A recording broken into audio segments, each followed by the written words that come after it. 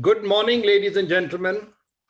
My name is Jagdeep Ahluwalia, and I'm the founding secretary of the Indo-American Chamber of Commerce of Greater Houston, which I currently serve as executive director. Join me in thanking IACCGH advisors Dr. Durga Agarwal, Vijay Guradia, and India's Consul General Asim Mahajan for joining us as we welcome Ambassador Richard Verma to today's Power Dialogue. Dr. Suresh Khator is representing advisor Dr. Renu Khator on today's webinar. I want to introduce our Chamber Executive Committee, our Board of Directors, our Directors at Large, and our advisors. Today's webinar will be recorded and forwarded to all participants, and we will load it to the Chamber's website, IACCGH.com. The program is also being streamed live on the IACCGH and Seva Facebook accounts and on the accounts of several of our partners. We are proud to be serving the business community for over 21 years, and we work closely with our sister chambers and associations. On behalf of President Tarush Anand and our board, we thank our collaborating organizations, the Greater Houston Partnership, the World Affairs Council of Houston, IACC India, and the World Trade Center Mumbai, and our partner organizations who help promote today's event: the Asian American Hotel Owners Association, Club 24, the Greater Houston Retail Association, the Houston District Export Council, the Indo-American Political Action Committee, India Culture Center, the Indian Doctors Association, the IIT Alumni of Greater Houston, the Indian Muslim Association of Greater Houston, India House, Seva International Houston, the Small Independent Motel Owners Association, and TIE Houston. We want to thank our long-term sponsors whose support helps us to continue to serve our community: Brask Inc., Lyondell Bissell, Piping Technology, and Shipcom.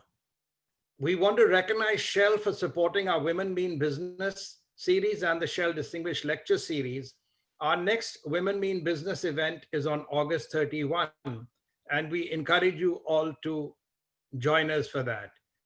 I now invite Marianne Maldonado, the president of the World Affairs Council of Houston, to help welcome Ambassador Verma. On to you, Mariana.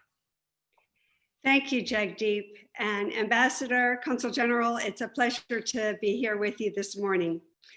The World Affairs Council of Greater Houston is pleased to join in partnership with the Indo-American Chamber of Commerce to bring you today's Power Dialogue with Ambassador Richard Verma. Like the Chamber, the World Affairs Council of Houston brings together international leaders that help us all understand and define our worldview. We're a group of bipartisan communities, and our interest is to create an environment where people can learn and grow and understand.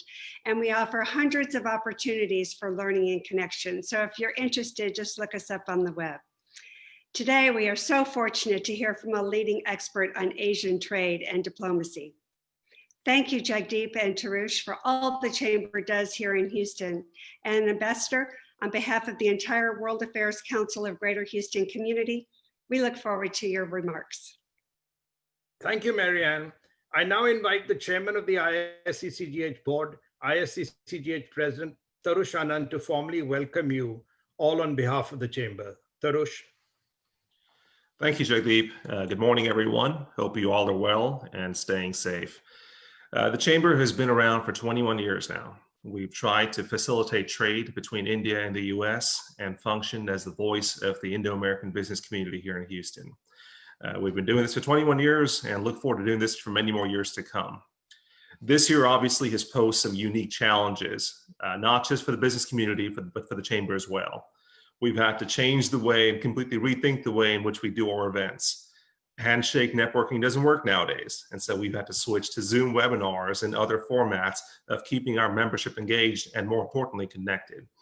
I want to congratulate our board and our executive director and team for the excellent work they've done, I think, so far in putting forward a wonderful slate of events, both to inform, educate, and help our business community not just meet the challenges that COVID has presented, but also sometimes thrive in this environment. So thank you to our board for doing that. And I think today's event is another wonderful event in that series, where we're not just dealing with COVID and the current situation, but looking forward and informing ourselves. So I very much look forward to today's discussion with Ambassador Verma. Ordinarily, I'd be tasked with introducing the ambassador as our speaker for today, but we thought it would be great to have our former president, Ashok Garg, step in for that role, since he was the one who welcomed Ambassador Verma to Houston when he was the keynote speaker at our gala several years ago. So with that, I welcome our former president and a great supporter of the Chamber, Ashok Garg. Good morning, everyone. Today, we are truly privileged to once again have Ambassador Richard Verma join the Indo-American Chamber of Commerce of Greater Houston. He is a leading voice on trade and diplomacy in Asia, US-India relations, and brings 25 years of experience across senior levels of business, law, diplomacy, and the military. He currently serves as vice chair and partner at the Asia Group. When I was president of the chamber, I fondly remember the warm welcome he and his staff gave us when the chamber had a large trade mission to India with the then Houston Mayor Parker. Recognizing it will be a long shot, I asked him if he would consider being the keynote speaker at the chamber's annual gala. I'm glad I asked, as he was the first sitting ambassador to India to speak to the chamber, and those remarks still resonate with us. Now, of course, it has become a tradition as his successor as ambassador has also joined us here in Houston. Ambassador Verma was previously the Assistant Secretary of State for Legislative Affairs, where he led the State Department's efforts on Capitol Hill. He served for many years as the Senior National Security Advisor to the Senate Majority Leader, and also worked in the House of Representatives. He is a veteran of the US Air Force, where he served on active duty as a judge advocate. Ambassador Verma today is a senior fellow at Georgetown University's Walsh School of Foreign Service and Harvard University's Belfer Center for Science and International Affairs, and also co-chairs the Center for American Progress US-India Task Force. Welcome, Ambassador Richard Verma.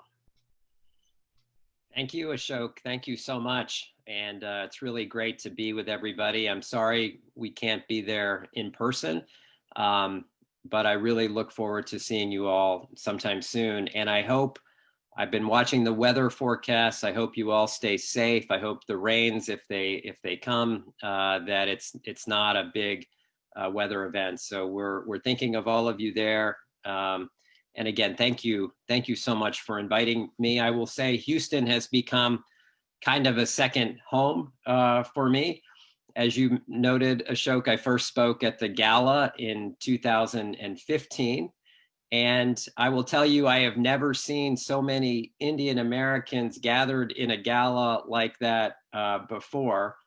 You know, you could hear a pin drop during my remarks. I was really so moved. And as you noted, I had met Ashok and Jagdeep earlier in the year in Delhi. And when your mayor came to India on a trade mission, and when you asked, would I consider coming to Houston? And I said, yes. I'm not sure you ever thought I would actually show up, but I did, and I was so glad I did. And then I came back in the fall of 2018, and you all welcomed me back with just as much enthusiasm and spirit.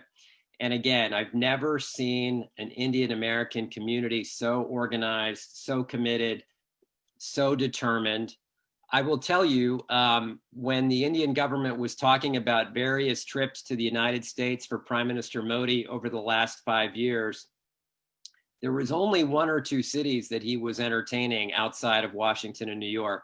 Chicago kept coming up, San Francisco kept coming up, but Houston kept coming up. And it is no surprise, and I think Jagdeep mentioned this to me 2 years ago, that the Prime Minister is going to be coming to Houston.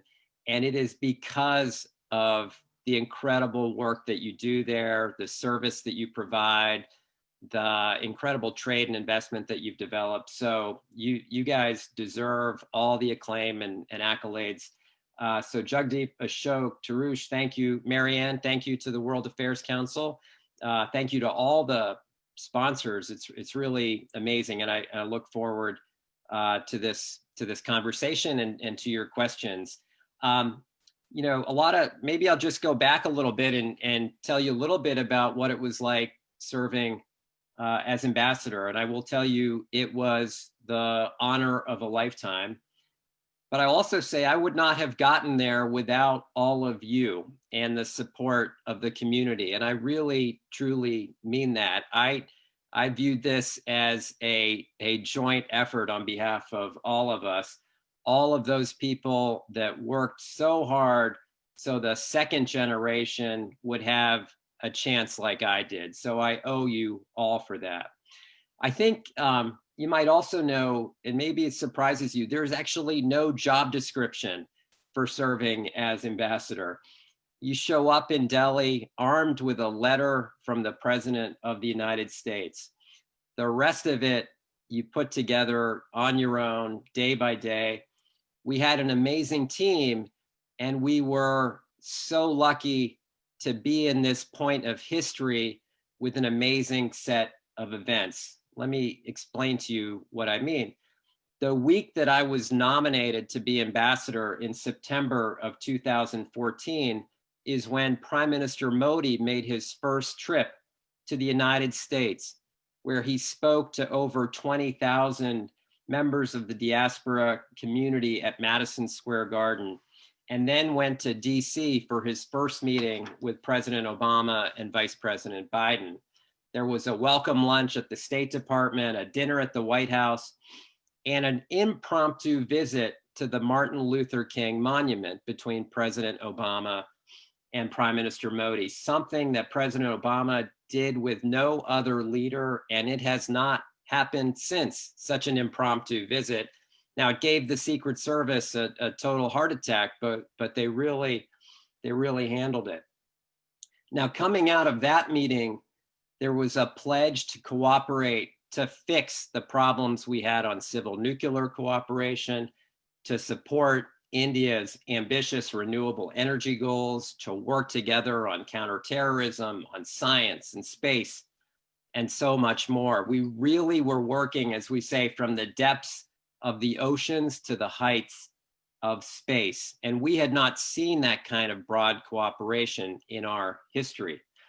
That led to a series of meetings, the Republic Day invitation to President Obama, meetings at the APEC Summit, the East Asia Summit, the Paris climate talks. These were all Obama and Modi meetings, the joint session of Congress that Prime Minister Modi addressed, and on and on and on.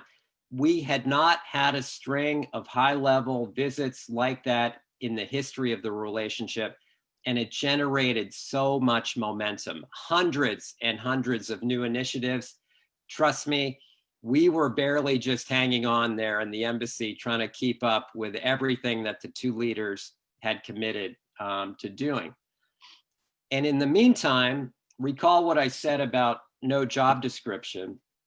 So I took it upon myself to get out of Delhi when trying not to work on those hundreds of new initiatives. And I tried to learn about the key issues that were confronting the people of India, but also to meet Americans, meet American businesses, and to see how we were doing and what we could do more of to make the case for better, stronger US-India ties. This was the outside-in strategy. In other words, make the case to the people, and they would make the case to their policymakers. It's not a quick return strategy, but it can work, and I think it did work. And so that set in motion a flurry of travel. In my first 9 months, by the time I had come to see all of you in Houston, I had made 25 trips across India. All told, by the time we got to January 20th, 2017, I had made it to every state in India, the first US ambassador to ever achieve that goal. Some of the states, as you can imagine, were not easy to travel to. We helicoptered into Arunachal Pradesh for the Tawang Festival. And I would go on to go to every Northeast state. We originally were going to travel by train, only to learn that the train travel the prior week had been attacked by insurgents. So we had to adapt, and we did, and we made it. And it was such an honor and privilege to see the full majesty, the full tapestry, the diversity, the languages, the music, the sometimes difficult economic and security issues, but of course, the incredible hope, excitement, and opportunity. India is a country on the rise, a nation on the move. I've said this many times before, but when we say this will be an Asian century, we say this largely because of the demographics, the innovation, the economic growth, but no country in Asia better demonstrates this growth than India. The India of 2030 will lead the world in practically every category. The largest middle class, the most college graduates, the most mega cities, the third largest military, the third largest economy, and of course, the largest democracy.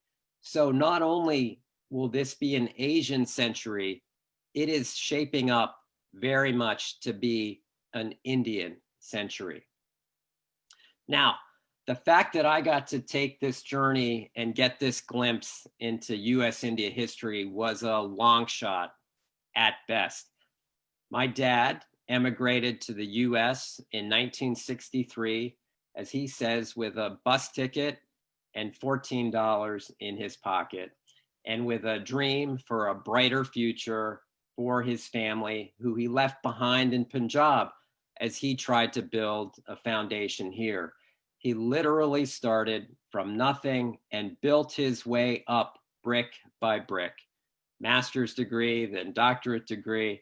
My mom and my dad and us 5 kids would eventually settle in Western Pennsylvania, where my mother was a special needs teacher and my dad taught in the University of Pittsburgh system.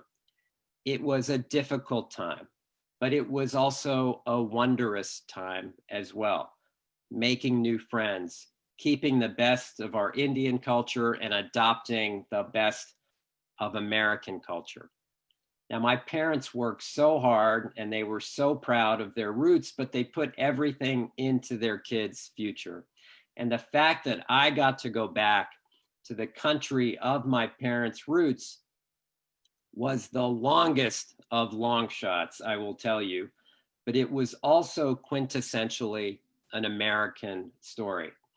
But I got to see the full arc of that story, as when I served in India, I got to go back to the place where my mom and grandma settled after partition in the one-room flat in Jalandhar, where they somehow overcame odds to become educated and to teach in a girls' school in a slum area. As I said to the group in 2015, the number of aunties now in their 80s that came out to see me when I was ambassador and squeeze my cheeks to tell me that my mom and grandma set them on the right path and got them educated.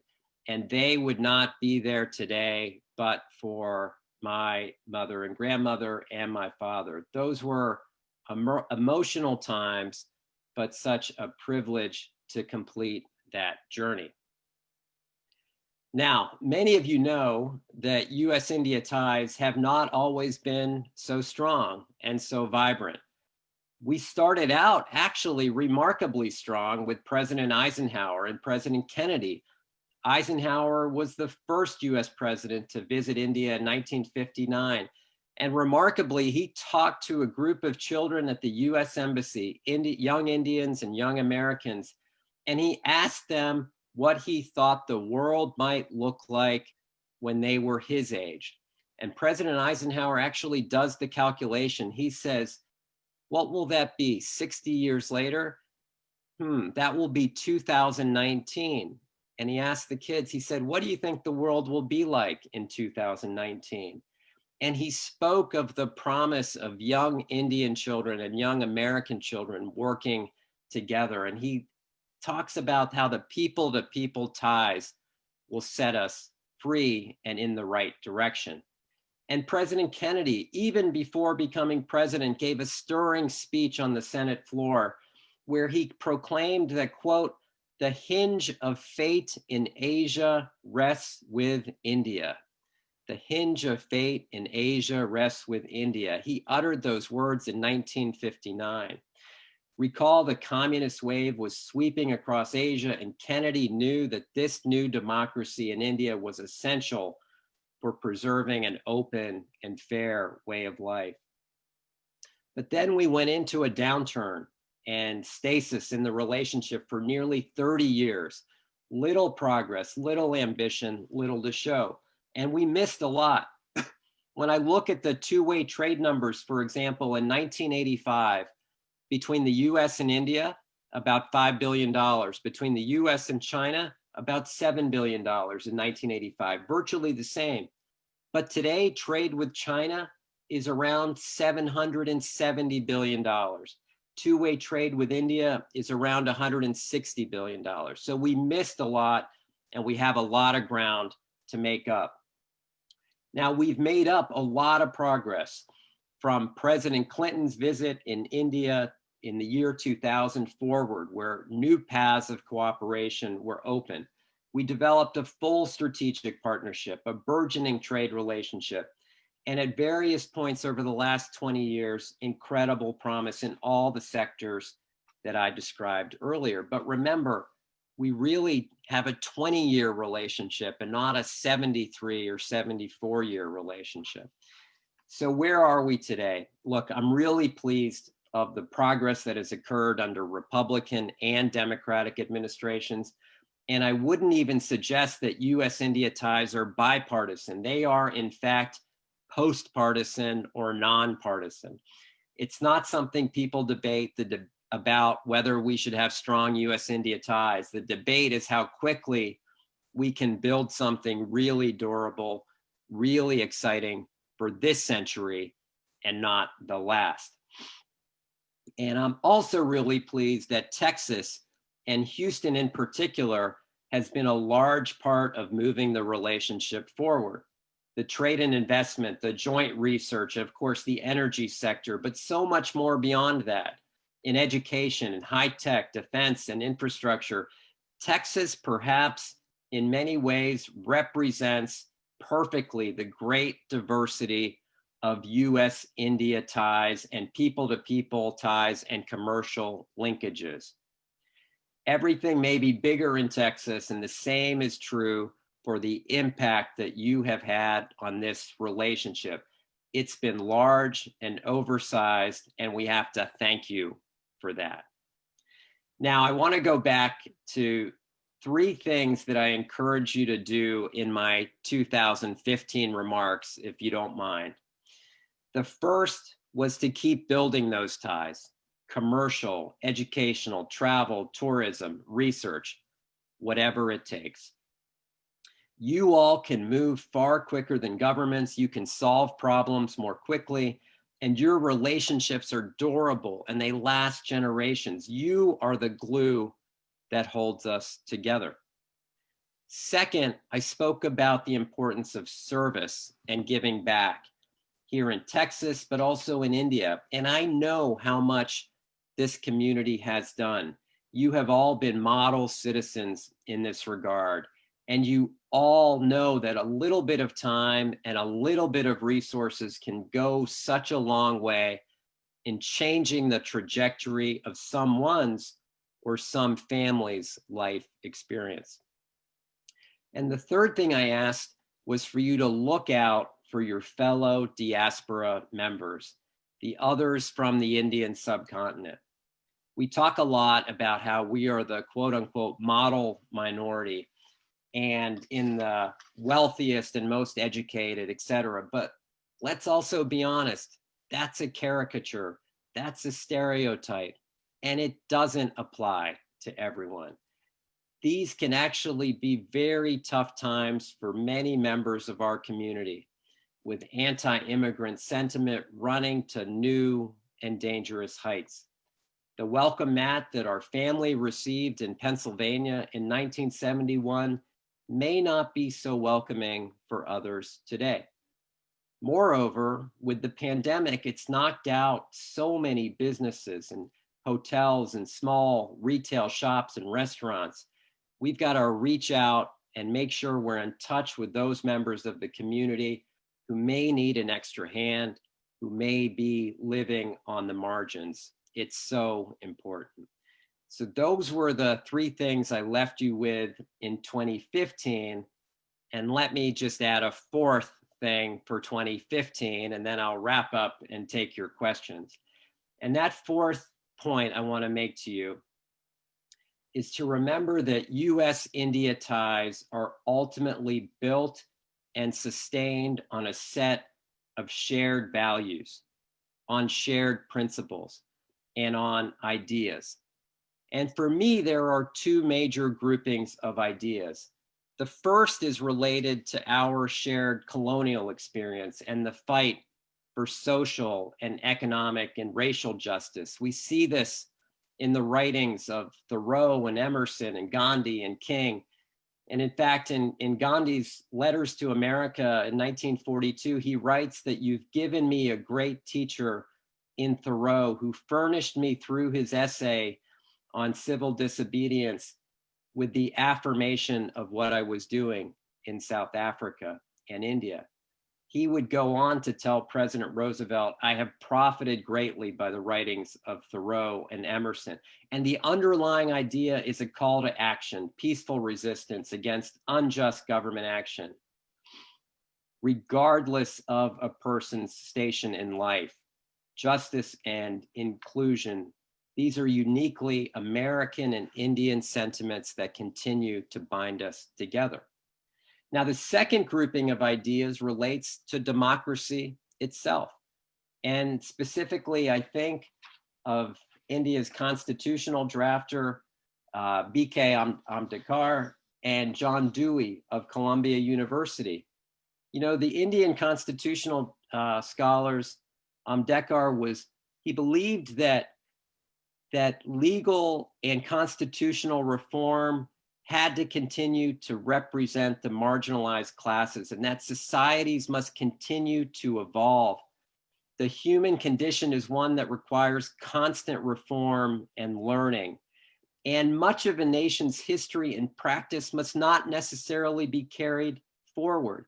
Remember, this was a time of racial discrimination in the US and caste-based discrimination in India, and neither should be carried forward, they argued. Governments must be constructed for the people, of the people, by the people. Again, justice and inclusion were essential, and such are the struggles that both our nations face today to form a more perfect union.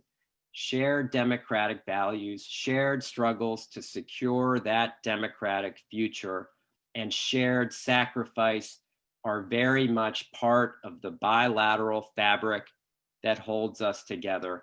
And that is what I would ask you not to forget. We are different. Our relationship is different. We cannot make it about strictly buying and selling things as we have done with dozens of other nations. We need this shared sense of purpose, of standing up and speaking out when something is not right, of protecting and advancing just causes. That's what makes this partnership so different. That responsibility is vested with all of us. I just ask you to think about that in these difficult times, in these overly charged political times. Look out for each other, reject the division, be the community that you have always been, and don't assume that things will just naturally get better. We have to work at it. I know that you will, and I thank you for all that you have done and that you will continue to do. So Jagdeep and Ashok and Marianne, with that, I will stop there. Thank you very much. Thank you very much, Ambassador Verma. When you delivered the gala keynote, we counted that event as one of our best ever.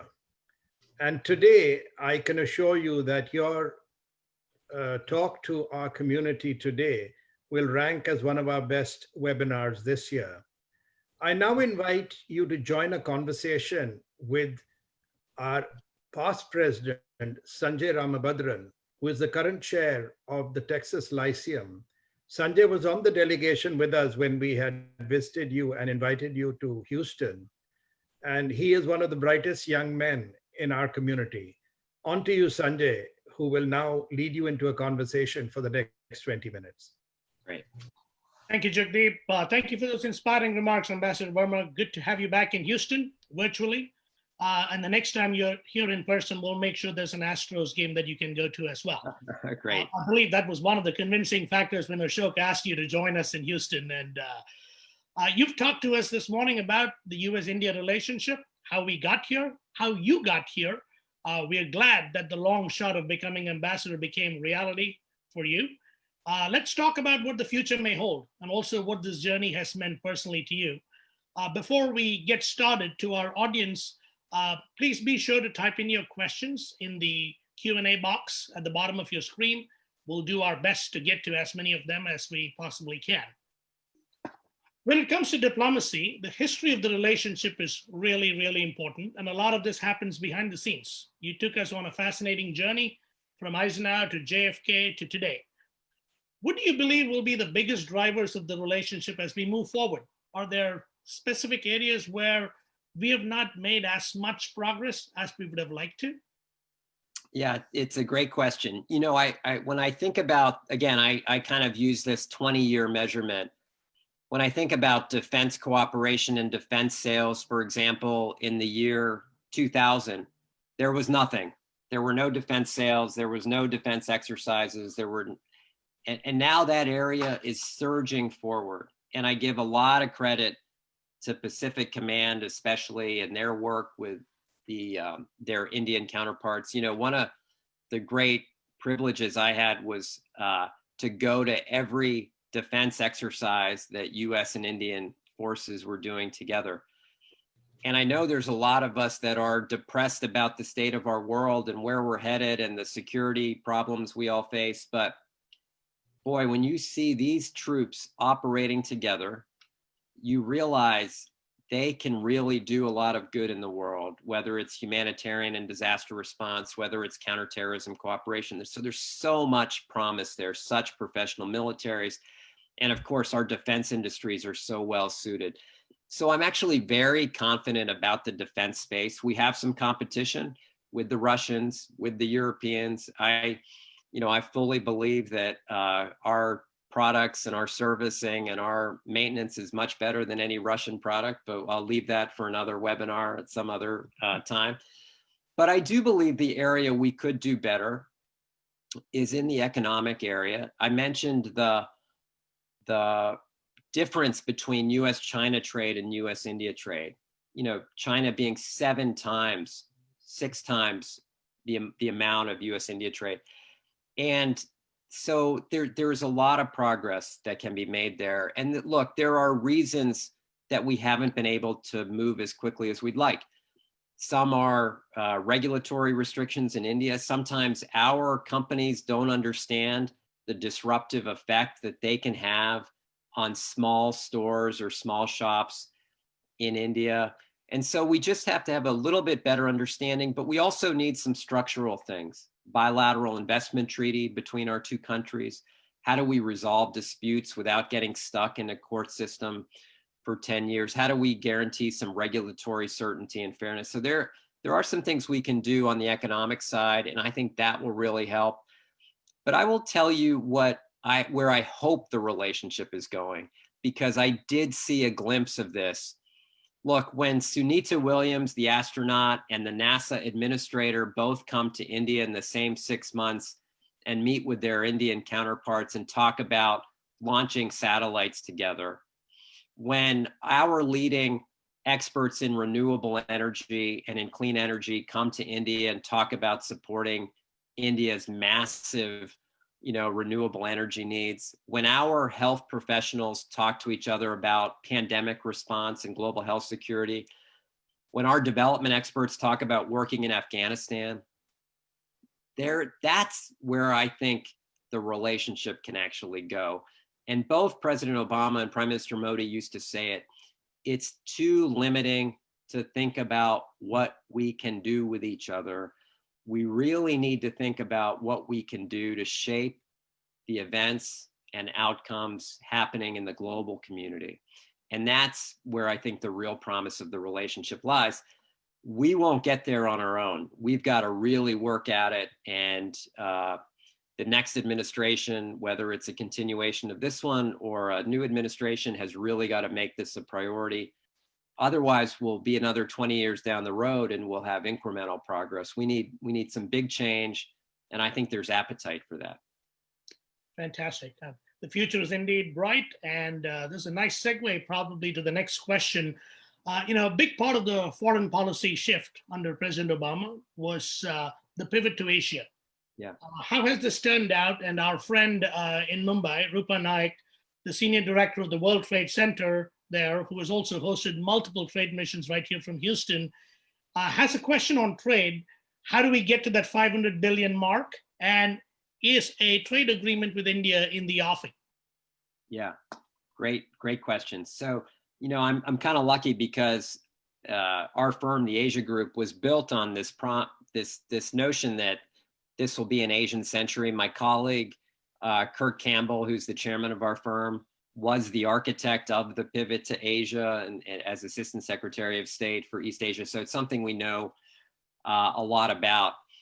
Look, I think we've achieved parts of the pivot, but there are other parts that we just weren't able to live up to. So the military parts of the pivot are secure, are stable. We've got a 300 ship Navy, 60% of which is based in the Indo-Pacific. We've got these incredible capabilities. I think our alliance system, our with the Philippines, with Japan, with Korea, Australia, and others, needs to be kind of rebooted a little bit and probably repaired. But fundamentally, it's in sound shape. Our major defense partnership, this is a new status with India, is in good shape. But where we have not done as much is in the diplomatic and economic pieces.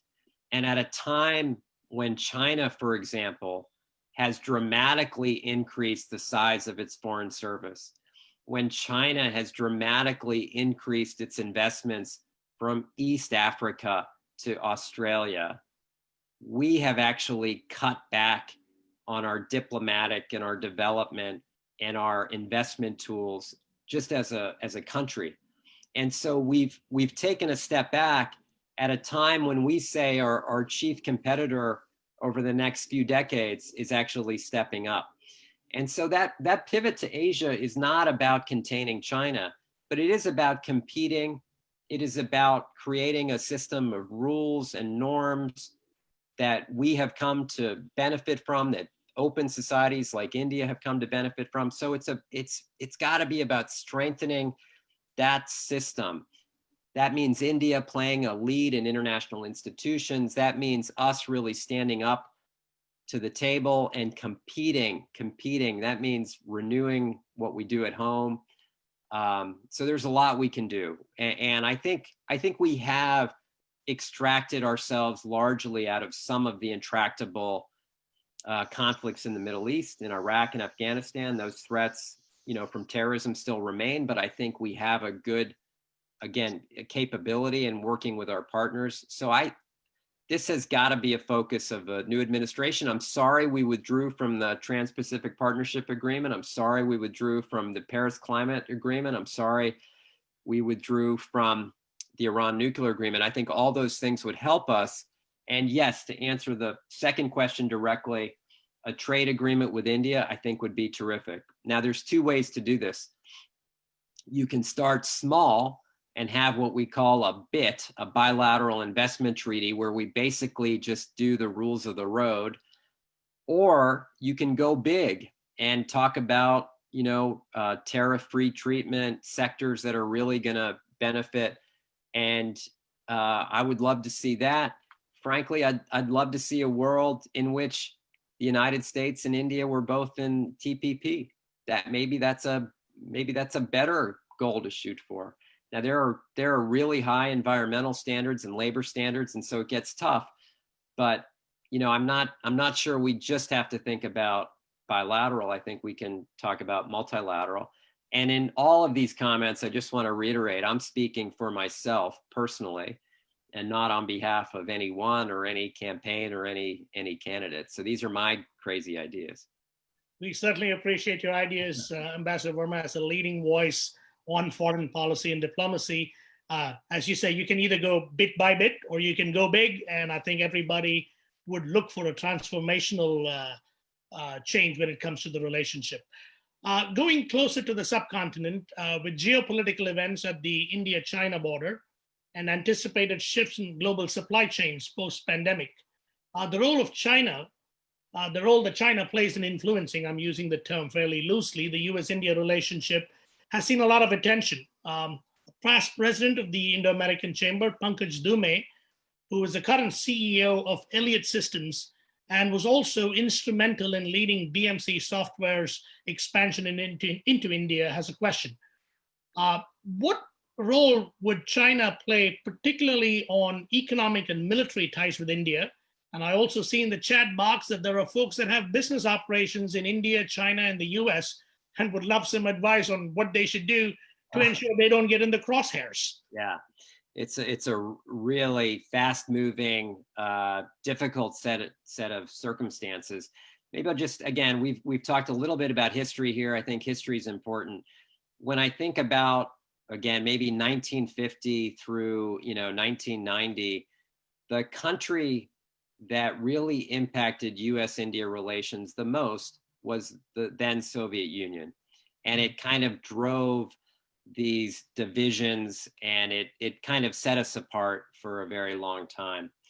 When I think about, and so Russia, Soviet Union had this huge impact. It was the outside country that had oversized impact. When I think about the country that is going to have an outsized impact on US-India ties over the next 20 years, that will be China. And there will be a security dimension to it. There will be an economic dimension to it. There will just be competition. In many ways, the US and India face similar challenges with China, although we don't share, 2,200-mile contested border. We are economically entangled with China, just as India is. Neither of us seek a conflict with China. It's not in our interest. But we do seek a fair, level system governed by rules of the road. We do seek fair relationships. We do seek kind of an upholding of basic human rights and values. And so neither of us are looking to contain China's growth. It's not something any one country can do. We want a China that plays by the rules, and we are going to try to build kind of network of like-minded nations across Asia, hopefully globally, that agree with those rules, what we call the post-World War II order, the liberal democratic order. The challenge with that order is that it is now 70 plus years old. And countries like India are not represented on the UN Security Council, or Brazil or South Africa or Japan. Countries like India are not in the G7. So we need a world that reflects the shifting kind of power centers as well. And we welcome an India that plays more of a leading role in the world. Now, just on the China-India tensions specifically, I think all sides, including the Indian leaders, want to see de-escalation, but they're not going to just walk away and have their territory claimed. And the Indian military is quite capable, and I think they can certainly put up the right deterrence, and they've done that.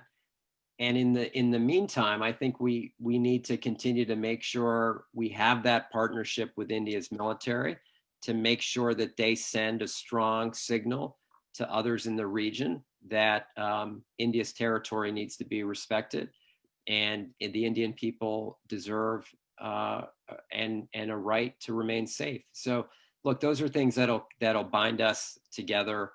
No one, as I said, wants to see any kind of conflict. Ambassador, we are bang spank in the middle of election season. I haven't noticed. Those of us in Houston have been a little preoccupied with the hurricane tracks, but it is still in the middle of a convention as well. From an Indian American perspective, we've come a long way, right? From Bhagat Singh Thind talking about regaining his naturalized citizenship, which was revoked, to Dalip Singh Saun being the first Indo-American member of the United States Congress, to now we've had at least two governors, Nikki Haley and Bobby Jindal, multiple members of Congress, Ami Bera, Ro Khanna, Pramila Jayapal, Raja Krishnamurthy. We've had Ambassador Richard Verma. What does a Senator Kamala Harris selection as the VP nominee on the Democratic ticket mean? And also, should the Biden-Harris ticket be successful, what will that mean for US-India relationship moving forward? Yeah. So I'll try to be objective here, but I'm not. So just full disclosure. I've been very moved by the selection of Senator Harris, and especially when I see the photos of her mother in her sari, again, arriving in the United States, knowing no one. Those are just experiences that I think so many of us can relate to with our own parents or relatives that have come here. And the way she fondly talks about her mother and her visits to India, the pick of Senator Harris reminds all of us, I think, about what America actually looks like. It looks like this ticket. It looks like this particular ticket. As someone of cross cultures and growing up here, I think it's been amazing, and I think it's a proud moment for the community. Again, at full disclosure, I've had the privilege of working with Vice President Biden for 20 years. When I started in the Senate, he was the ranking member and then chairman of the Foreign Relations Committee. I was the senior national security advisor to the Senate leader, so we had a lot of contact together. I will tell you what Bush administration officials told me at the time. There would have been no US-India civil nuclear deal but for the leadership that Joe Biden provided in the Senate. We had a very rare, closed, classified session of the Senate to debate the deal. And remember how controversial it was at the time. Yep. It was about breaking the non-proliferation regime for India. And there were more than a few Democratic senators who were not going to go that way for India or for anyone. And it was Biden that helped assure them that this was the right thing to do. And he managed the amendment process. And he, if you go back and look at the interviews, and again, luckily, I was a fly on the wall. I was there for those conversations, for those debates. And so I saw him personally. I saw the inclusive staff that he built. I saw, one of my good friends in the Senate was Puneet Talwar, his foreign policy advisor. He's someone I just got to know. I traveled with to Iraq, to Kuwait. We spent a lot of time together, and I just saw his decency. And then I saw what he did, in the last kind of 5 or 6 years of the Obama administration on his trip to India. He was the first one to articulate a goal of $500 billion in two-way trade. So my only point is there's a long record for people to look at. It's a very good record. It's an ambitious record. I know some people have been critical of him because he's voiced some issues about human rights. But I think you have to look at the totality of his record and what he stands for. And he was the one, and I'm not making this up, he was the one who in 2006 said that if the US and India are the closest of friends and partners in 2020, this year, the world will be a safer and more prosperous place. It's a great vision. I mentioned the Eisenhower quote from 1959. I'm just as proud to mention the Biden quote from 2006. Fantastic. Ambassador, several of us on the call fondly recall being up on Capitol Hill, doing our part right. To convince our delegation from Texas to support the US-India civil nuclear deal. I know we're running short on time, so I'm going to try and sneak in 2 quick questions if I could. You talked about being in India when the first sitting US president was a chief guest at India's Republic Day. By the way, the chamber from Houston was on a trade mission just weeks before you arrived in New Delhi. We were just there to make sure Delhi was ready for you. Thank you. Since that time, we've now had Howdy Modi right here in Houston and Namaste Trump. Kamal Vohra, the Secretary General of IACC India, has a personal question. What did it mean for you personally to be in New Delhi for that historic visit, and how did you build on that during your tenure as ambassador? Yeah, it's a phenomenally good question. I think there's a sense that events are moving so fast that you can't really appreciate how significant they might be to you personally. When I got on the ground in December, there were already a couple hundred advanced people there from the Secret Service, from the White House. This was a big and complicated trip. So just to make sure this went well, the Secretary of State came the next week. So that first month was a total blur.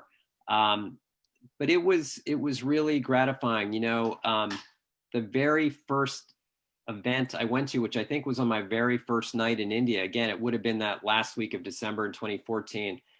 I was sitting at an event that the Prime Minister spoke at, hadn't even been presented my credentials yet. And he came up to me. We had not even met before. And he said, "I'm really glad you're here. And this is going to be a great tenure for you. Come see me next week." The president, had similar words for me before we left. So I just had such great support, such great community support. And so I also felt a lot of pressure to deliver, right? And I didn't just want to be there because I was Indian American. I wanted to be there to do a good job. And so, yes, you feel connected to the people, but you also want to be, very deliberate and advance the relationship. And so that's what we tried to do. I'll probably never have as good a job or as enriching an experience, and so I don't ever take it lightly. Thank you for doing all that you did as ambassador. I mean, just visiting every single state in the country and advancing the bilateral relationship. I think generations from now will be thankful for that. I want to go back to a comment that you made when you were in Houston at the gala. A lot of Indian Americans believe that the world is not separated by 6 degrees of separation, probably just 3. And in the age of Zoom and social media, maybe just 2 degrees of separation. Right. At the Chamber Gala, you related a story about former Indian Prime Minister Singh that resonated with the audience. Could you repeat that for our audience today? Sure. At some point, I'll have to retire this story, but I'll have to put it in my forthcoming book at some point too. No, it's great. It goes back to what I said about my dad being very proud of our Indian roots, and so it was kind of a running joke when we were growing up that no matter what Indian person we met, it didn't matter anywhere in the country, what station in life that person held, my dad would find a connection to that person somehow. He would always say, "Oh, we're from the same town. We went to the same college. We're from the same place." It turned out everyone happened to be from Punjab or it was semi-ridiculous and funny and lovely all at the same time. And we finally said to my dad, there's 1 billion people in India. You can't know all of them. And he said, "Look, son, India is a very close and connected place." So again, this is 2009. Yeah, November of 2009, I got a call from the White House. I was serving as Assistant Secretary of State. I was invited to the receiving ceremony for Prime Minister Singh, who was coming for the state visit. So I did what any good son did. I called my dad right away. I said, "Dad, you're not going to believe this. I was invited to meet the Prime Minister of India." He said, "Son, that's terrific. Just make sure you tell him we're from the same place." I said, Dad, I can't lie to the sitting Prime Minister of India. He said, son, trust me, you need to do this. He called me the next morning. He said, you're going to tell him, right? We're from the same town. I said, no. Called me the morning of the ceremony. I said, Dad, I'm not going to do this. I'm sorry. So I get to the White House later that morning. There's about 12 of us going through the receiving line. And President Obama is doing the introductions. He sees me, and we knew each other from the Senate. And frankly, I think he was relieved that there was at least one Indian American in the line. And he said, Mr. Prime Minister, this is Rich Verma. He's the Assistant Secretary of State. And the Prime Minister kind of looks at me from head to toe, and he's assessing me, and he says, you're Indian, aren't you? And I said, yes, sir. My family is from India. Prime Minister then asked me, he says, where is your father from? And I said, my father is from Jalandhar in Punjab. The Prime Minister turns to the president and says, his father and I are from the same place. That is a true story. And I just sat there thinking, you know, this is a good reminder that your parents are always right and you should always listen to them. So anyway, that was the story. And it in many, you know, the great thing about that story is that every single word of it is true. I didn't have to, you know, exaggerate any part of it. That's, I think, what makes it so, so connecting for a lot of people, because they can relate. Ambassador, that story never gets old, and we look forward to it being in the book as well. Okay. We could go on for hours on this conversation. It has been an absolute delight and pleasure. Thank you so much for joining us. We look forward to your voice continuing to lead U.S. foreign policy and diplomacy. And as soon as the pandemic is done, we look forward to seeing you in Houston. Yeah, Sanjay, thank you so much. And I failed to mention at the beginning that I know the Consul General from Houston is on, and I want to welcome him as well and thank him for being with us this whole time, and look forward to seeing him in person. It's such an important mission there, and what a community, and I know he'll have a big impact with his team. Thank you, Ambassador Verma. And thank you, Sanjay, for moving the conversation forward. I now invite IACCGH Advisor and India's Consul General in Houston, Asim Mahajan, to make brief remarks. Consul General Mahajan. Thank you. Thank you, Jagdeep ji. Ambassador, it's really a pleasure for me to welcome you today at this event along with the Chamber. I think it was a truly insightful and a very interesting sharing of remarks and ideas. You have wide experience. And I will actually echo some of the same things which you mentioned. I was in the World Trade Organization before coming here for about 4 years, doing trade negotiations. So 2-3 themes which you mentioned, I think really resonate in our relationship. No one needs to define the relationship. It is a strategic partnership and one of the most defining relations of the 21st century. You have already shared your thoughts and ideas on it.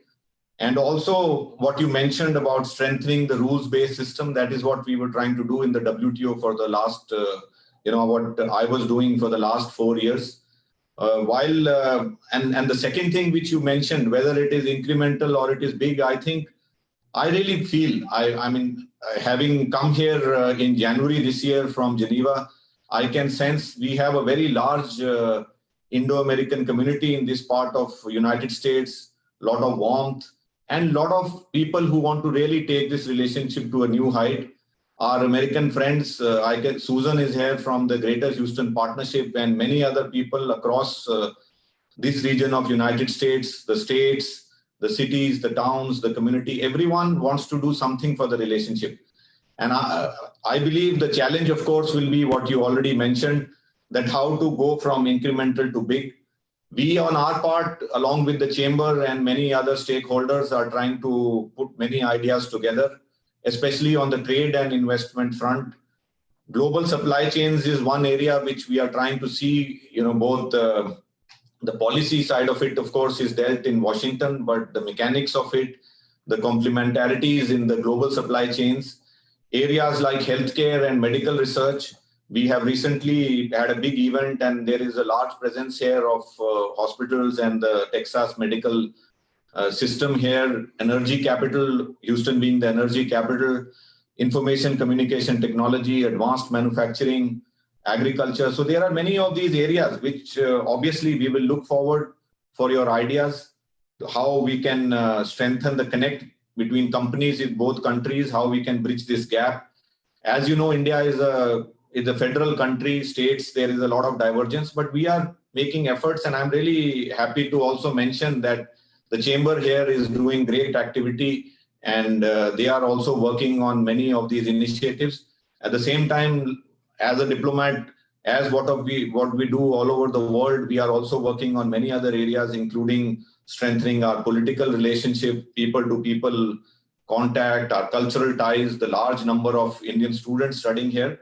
So the canvas is very wide, and I look forward to this continued dialogue with you, especially on our trade and investment front. We will keep you posted on many of our initiatives. We are also doing state-to-state partnership events under the India-US partnership banner. We will be doing an event on energy, on other areas. Please do give us ideas on how we can connect the policy side, and also how we can put more ideas on the ground and attract more trade and investment and between both countries. So thank you again. We don't have much time. I can see we are already a little short of time, but I look forward to being in touch with you, to hearing more from you, and also to your ideas for our various initiatives, which I'm sure Jagdeep would have already briefed you on. Thank you very much, Ambassador. Thank you. Thank you, Consul General Mahajan. Ambassador Verma, as we were mentioning before the Consul General joined us on the pre-call, he has endeared himself to the community. He hit the ground running. He arrived in January. And ever since then, he has focused on trade, but he has focused on the community. He's provided exceptional consular service to all the states that are in his jurisdiction. And we are proud as Houstonians that we are always able to welcome a Consul General who is even better than the previous one, which is always very difficult. We were very proud to be hosting Howdy Modi. I now want to hand over to Susan Davenport. One of our collaborating organizations is the Greater Houston Partnership. It's the Mother Chamber of Commerce. And the partnership and the chamber always work together on the trade delegations that go to India. The partnership was on the trade delegation when we met you. We worked together with them on a recent trade delegation with Mayor Turner. And Susan Davenport is the Senior VP of the Greater Houston Partnership, and she will make some brief remarks. Susan, on to you. Oh, thank you, Jagdeep. Well, good morning, everyone. Good morning. Special good morning to Ambassador Verma and our Consul General, Mahajan. We appreciate having the opportunity to speak alongside both of you. Again, my name is Susan Davenport. I am the SVP and the Chief Economic Development Officer for the Greater Houston Partnership. And I just really want to start and take a quick moment to thank the Indo-American Chamber of Commerce of Greater Houston for organizing today's events and all the great events that they do to bring together this community and allow us these opportunities. And in addition to programs like this one, we work closely with Jagdeep, and the Chamber, again, has been mentioned on all of our inbound and outbound opportunities. As you know, when you know Houston, it's a very welcoming city, easy to do business, diverse, globally connected in every way. And India is just such an important partner for us, both commercially and culturally, in everything that we do. You know our trade. You are our 6th largest trading partner with a total trade value that is now over $10 billion.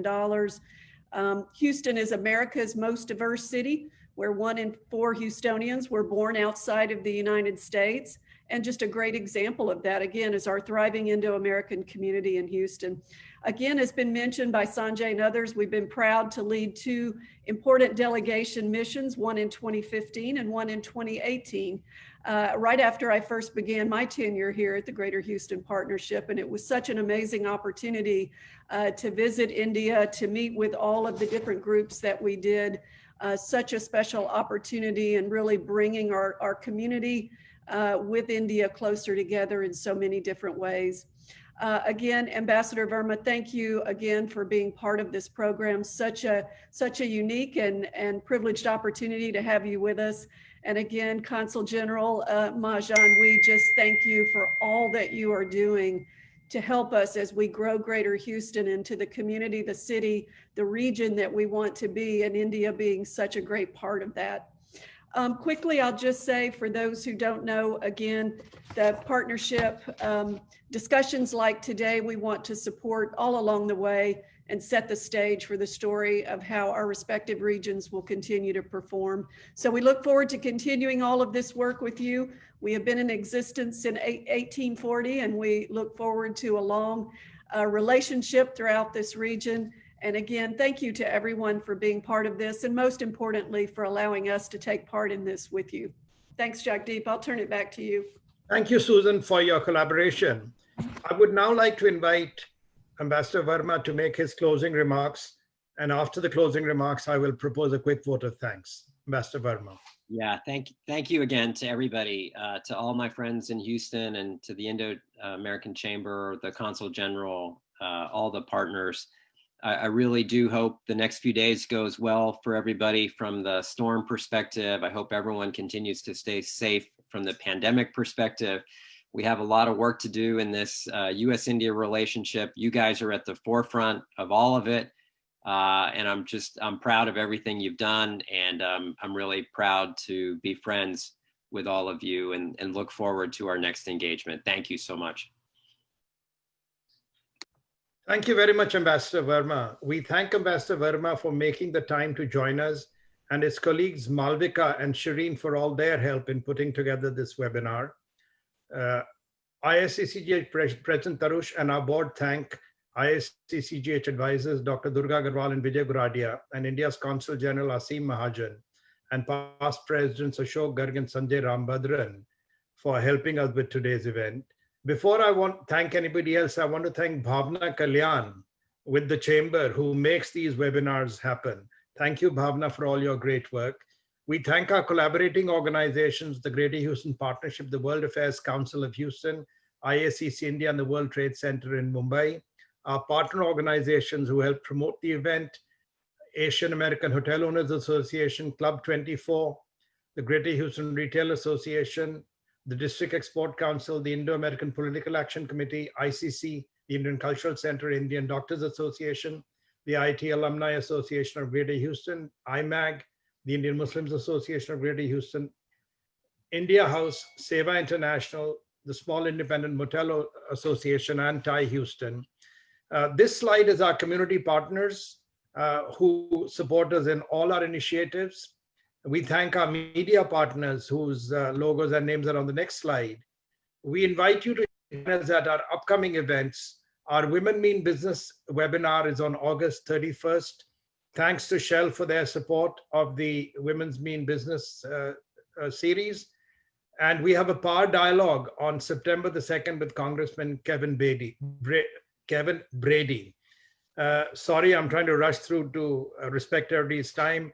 We really appreciate Ambassador Verma for your kind words. As I said earlier, you always excel. We look forward to our interaction with you. We appreciate your support. And with that, thank you very much to everybody who joined today's webinar. Hope to see you at the Women Mean Business event on the 31st.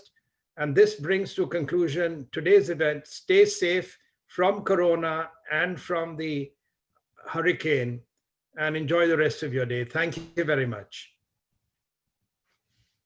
Thank you.